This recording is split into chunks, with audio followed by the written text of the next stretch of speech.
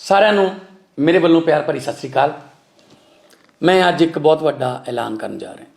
ਜਿਵੇਂ ਕਿ ਤੁਹਾਨੂੰ ਸਾਰਿਆਂ ਨੂੰ ਪਤਾ ਹੀ ਹੈ ਕਿ ਆਮ ਆਦਮੀ ਪਾਰਟੀ ਸੱਚੇ ਦਿਲੋਂ ਇਮਾਨਦਾਰ ਪਾਰਟੀ ਹੈ। ਸਾਡੀ ਸਰਕਾਰ ਤਹਿ ਦਿਲੋਂ ਇਮਾਨਦਾਰ ਸਰਕਾਰ ਹੈ।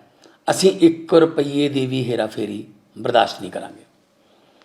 ਜਦੋਂ ਚੋਣ ਪ੍ਰਚਾਰ ਦੌਰਾਨ ਮੈਂ ਪਿੰਡਾਂ ਸ਼ਹਿਰਾਂ ਕਸਬਿਆਂ ਜਾਂਦਾ ਸੀ ਤਾਂ ਮੈਂ ਲੋਕਾਂ ਦੀਆਂ ਅੱਖਾਂ 'ਚੋਂ ਇੱਕ ਉਮੀਦ ਦੇਖਦਾ ਸੀ। ਲੋਕਾਂ ਦੇ ਚਿਹਰਿਆਂ ਤੋਂ ਮੈਨੂੰ ਇੱਕ ਉਮੀਦ ਨਜ਼ਰ ਆਉਂਦੀ ਸੀ ਕਿ ਸ਼ਾਇਦ ਕੋਈ ਐਸਾ ਆਵੇਗਾ ਜਿਹੜਾ ਸਾਨੂੰ ਭ੍ਰਿਸ਼ਟਾਚਾਰ ਦੀ ਕਰਪਸ਼ਨ ਦੀ ਦਲਦਲ 'ਚੋਂ ਕੱਢ ਲੇਗਾ। ਅਤੇ ਜਦੋਂ ਮੈਨੂੰ ਮੁੱਖ ਮੰਤਰੀ ਦਾ ਚਿਹਰਾ ਐਲਾਨ ਕਰਨਾ ਸੀ ਤਾਂ ਦਿੱਲੀ ਦੇ ਮੁੱਖ ਮੰਤਰੀ ਤੇ ਆਮ ਆਦਮੀ ਪਾਰਟੀ ਦੇ ਕ੍ਰਾਂਤੀਕਾਰੀ ਪ੍ਰਧਾਨ ਸ਼੍ਰੀ ਅਰਵਿੰਦ ਕੇਜਰੀਵਾਲ ਜੀ ਨੇ ਵੀ ਮੈਨੂੰ ਕਿਹਾ ਸੀ ਕਿ ਭਗਵੰਤ, ਮੈਂ ਇੱਕ ਪੈਸੇ ਦੀ ਵੀ ਬੇਈਮਾਨੀ, ਰਿਸ਼ਵਤਖੋਰੀ, ਭ੍ਰਿਸ਼ਟਾਚਾਰੀ ਬਰਦਾਸ਼ਤ ਨਹੀਂ ਕਰ ਸਕਦਾ। ਤਾਂ ਮੈਂ ਉਹਨਾਂ ਨੂੰ ਵਚਨ ਦਿੱਤਾ ਸੀ ਕਿ ਜੀ ਬਿਲਕੁਲ ਇੱਦਾਂ ਹੀ ਹੋਊਗਾ। ਆਪਣੀ ਪਾਰਟੀ ਜਿਹੜੀ ਹੈ ਉਹ ਇੱਕ ਅੰਦੋਲਨ 'ਚੋਂ ਨਿਕਲੀ ਹੋਈ ਪਾਰਟੀ ਹੈ, ਕਰਪਸ਼ਨ ਦੇ ਖਿਲਾਫ ਅੰਦੋਲਨ 'ਚੋਂ ਨਿਕਲੀ ਹੋਈ ਪਾਰਟੀ ਹੈ। ਅਤੇ ਭਾਵੇਂ ਕੋਈ ਆਪਣੇ ਹੀ ਹੋਵੇ, ਅਸੀਂ ਉਹਨਾਂ ਨੂੰ ਬਖਸ਼ਾਂਗੇ ਨਹੀਂ। ਮੇਰੇ ਧਿਆਨ 'ਚ ਇੱਕ ਕੇਸ ਆਇਆ ਜਿਹਦੇ ਵਿੱਚ ਮੇਰੀ ਸਰਕਾਰ ਦਾ ਇੱਕ ਮੰਤਰੀ ਹਰ ਟੈਂਡਰ 'ਚੋਂ ਜਾਂ ਉਸ ਮਹਿਕਮੇ ਨਾਲ ਸੰਬੰਧਿਤ ਖਰੀਦੋ ਫਰੋਖਤ ਦੇ ਵਿੱਚੋਂ 1% ਕਮਿਸ਼ਨ ਮੰਗਦਾ ਸੀ।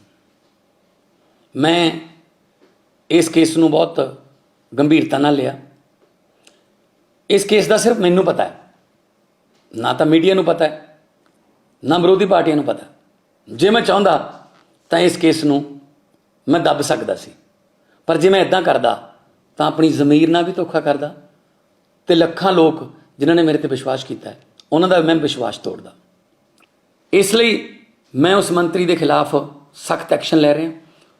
ਉਹਨੂੰ ਮੰਤਰੀ ਮੰਡਲ 'ਚੋਂ ਬਰਖਾਸਤ ਕਰ ਰਿਹਾ ਅਤੇ ਤੁਰੰਤ ਪੁਲਿਸ ਨੂੰ ਉਹਦੇ ਖਿਲਾਫ ਕੇਸ ਦਰਜ ਕਰਨ ਦੇ ਨਿਰਦੇਸ਼ ਦੇ ਰਿਹਾ। ਉਸ ਮੰਤਰੀ ਦਾ ਨਾਮ ਹੈ ਡਾਕਟਰ ਵਿਜੇ ਸਿੰਗਲਾ, ਜਿਹੜੇ ਕਿ ਸਿਹਤ ਮੰਤਰੀ ਸੀ, ਅਤੇ ਉਹਨਾਂ ਨੇ ਆਪਣੇ ਡਿਪਾਰਟਮੈਂਟ ਦੇ ਵਿੱਚ ਇਹ ਘਪਲੇਬਾਜ਼ੀਆਂ ਕੀਤੀਆਂ ਅਤੇ ਉਹਨਾਂ ਨੇ ਇਹ ਗੁਨਾਹ ਕਬੂਲ ਵੀ ਕੀਤਾ।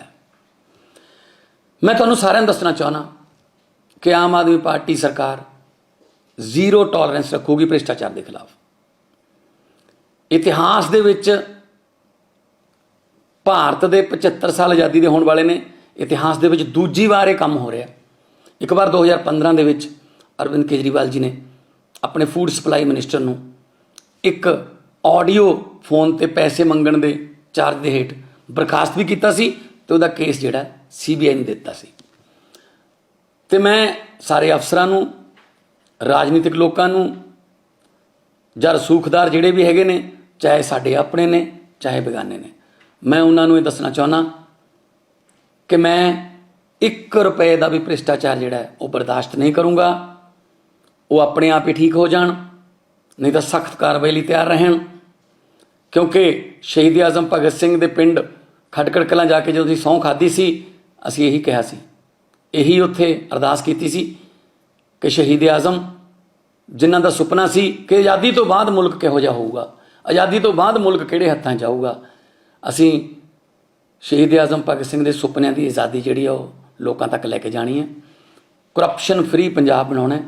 ਜਦੋਂ ਅਰਵਿੰਦ ਕੇਜਰੀਵਾਲ ਜੀ ਵਰਗੇ ਇਮਾਨਦਾਰ ਸਪੂਤ ਭਾਰਤ ਮਾਂ ਦੇ ਇੱਥੇ ਰਹਿਣਗੇ ਅਤੇ ਮੇਰੇ ਵਰਗੇ ਹਜ਼ਾਰਾਂ ਉਹਨਾਂ ਦੇ ਸਿਪਾਹੀ ਉਹਨਾਂ ਦਾ ਸਾਥ ਦੇਣਗੇ ਤਾਂ ਇਹ ਦੇਸ਼ ਬਦਲ ਸਕਦਾ ਹੈ। ਆਪਣੀ ਇੱਕ ਧਾਰਨਾ ਹੈ ਕਿ ਨਹੀਂ, ਕਰਪਸ਼ਨ ਦਾ ਸਿਸਟਮ ਬਹੁਤ ਗੂੜਾ ਹੈ ਜੀ, ਬਹੁਤ ਗਹਿਰਾ ਹੈ ਜੀ, ਇਹ ਟੁੱਟ ਨਹੀਂ ਸਕਦਾ, ਤਾਣਾ ਬਾਣਾ ਉਲਝਿਆ ਹੋਇਆ ਹੈ। ਬਿਲਕੁਲ ਇਹ ਟੁੱਟ ਸਕਦਾ ਹੈ ਜੇ ਨੀਅਤ ਸੱਚੀ ਹੋਵੇ।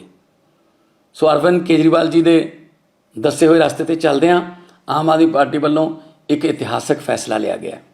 ਕਈ ਵਿਰੋਧੀ ਪਾਰਟੀਆਂ ਕਹਿਣਗੀਆਂ ਦੇਖੋ ਜੀ 2 ਮਹੀਨਿਆਂ ਦੇ ਵਿੱਚ ਹੀ ਇਹਨਾਂ ਦਾ ਇੱਕ ਮੰਤਰੀ ਜਿਹੜਾ ਉਹ ਕਰਪਸ਼ਨ ਦੇ ਵਿੱਚ ਆ ਗਿਆ, ਤਾਂ ਉਹ 'ਤੇ ਕਾਰਵਾਈ ਵੀ ਤਾਂ ਮੈਂ ਹੀ ਕਰ ਰਿਹਾ। ਵਿਰੋਧੀ ਪਾਰਟੀ ਨੂੰ ਤਾਂ ਪਤਾ ਵੀ ਨਹੀਂ ਸੀ। ਉਹਨਾਂ ਦੇ ਵੀ ਮੁੱਖ ਮੰਤਰੀ ਇਹ ਕਹਿੰਦੇ ਰਹੇ ਨੇ ਕਿ ਸਾਨੂੰ ਪਤਾ ਸੀ ਕਿ ਇੰਨੇ ਮੰਤਰੀ ਸਾਡੇ ਮਾਫੀਆ ਦੇ ਵਿੱਚ ਇਨਵੋਲਵ ਨੇ, ਪਰ ਉਹਨਾਂ ਨੇ ਐਕਸ਼ਨ ਕਿਉਂ ਨਹੀਂ ਲਿਆ? ਇਹ ਗੱਲ ਮੈਂ ਉਹਨਾਂ ਨੂੰ ਵੀ ਪੁੱਛਣਾ ਚਾਹੂੰਗਾ। ਸੋ ਜੇ ਨੀਅਤ ਸੱਚੀ ਹੋਵੇ ਤਾਂ ਸਭ ਕੁਝ ਹੋ ਸਕਦਾ ਹੈ। ਤੇ ਅੱਜ ਇਸ ਇਤਿਹਾਸਕ ਫੈਸਲੇ ਦੇ ਵਿੱਚ ਮੈਂ ਆਪਣੀ ਆਮ ਆਦਮੀ ਪਾਰਟੀ ਦੀ ਇਮਾਨਦਾਰ ਸਰਕਾਰ ਦੇ ਇੱਕ ਭ੍ਰਿਸ਼ਟਾਚਾਰੀ ਮੰਤਰੀ ਨੂੰ ਬਰਖਾਸਤ ਵੀ ਕਰ ਰਿਹਾ ਤੇ ਉਹਦੇ ਖਿਲਾਫ ਪੁਲਿਸ ਨੂੰ ਕੇਸ ਦਰਜ ਕਰਨ ਦੇ ਨਿਰਦੇਸ਼ ਵੀ ਦੇ ਰਿਹਾ। ਦੇਸ਼ ਬਦਲਾਂਗੇ, ਜ਼ਰੂਰ ਬਦਲਾਂਗੇ, ਤੁਹਾਡਾ ਸਾਥ ਚਾਹੀਦਾ ਹੈ। ਭਾਰਤ ਮਾਤਾ ਕੀ ਜੈ, ਇਨਕਲਾਬ ਜ਼ਿੰਦਾਬਾਦ।